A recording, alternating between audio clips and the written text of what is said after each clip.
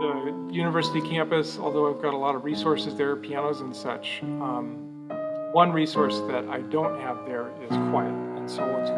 There's people all around and there's lots of people practicing. That's what I love about it.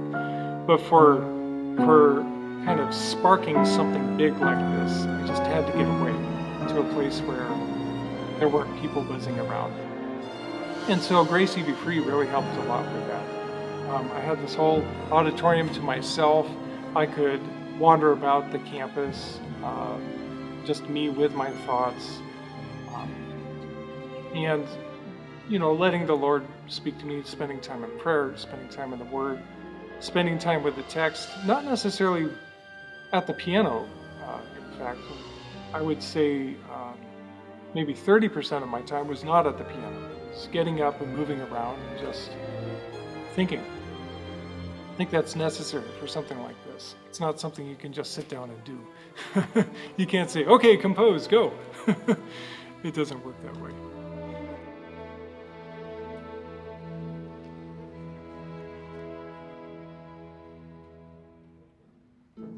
I started work in June of 2011, and what that work was made up of at the time was just about 3 weeks of collecting texts. Because as a composer, if you've composed vocal music before, you know that once you have the text, the piece, in a sense, writes itself.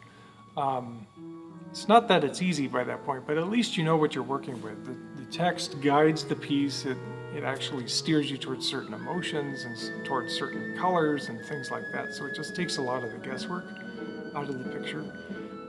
So I spent about 3 weeks doing that. So if you can follow that, I worked 3 weeks in June compiling the text, and then I took a break of about 3 months. And then I really started on the music October 15th in the building where we find ourselves right now. Then I worked on it for, I think, another 5.5 months, and then it was done.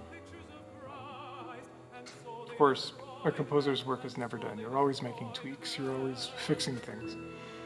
Composers are like we all are. I mean, you can't force something to happen when it doesn't come naturally. Then all of a sudden the piece becomes contrived, and you start making up things which might have.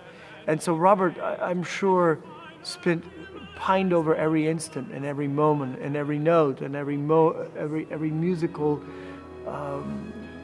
morsel of this work. I'm sure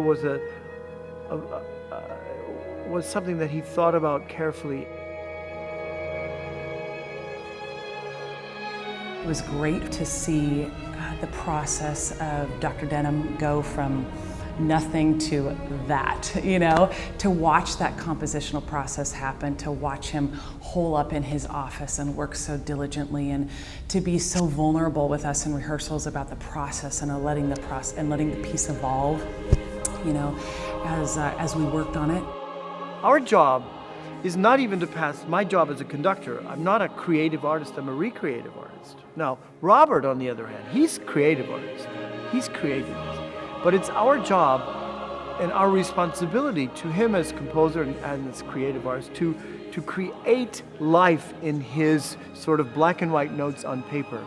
Something that he's imagined in his own body, mind, and heart, we are bringing to life. And so what I do as a composer is I write out what's called a short score. I write it as if it were written for the piano. And I don't even think about the orchestration until it really is truly time to orchestrate. I'm a step-by-step composer. Maybe you could say I'm not a multitasker. And so I have to do this in steps. I need to make sure I get the music right before I color it. It's almost like a coloring book. If you were working with a coloring book, you were supposed to color the coloring book, but you were also supposed to create the coloring book at the same time. You can see where it might be a problem where you're creating the black lines that you're supposed to color within, and you're coloring at the same time. You might run into some problems there. I would rather create the coloring book first, so I know where the black lines are supposed to be, and then I'll take out my box of crayons and color inside. without the fear of any of those black lines moving on me, because that is a little bit terrifying to me.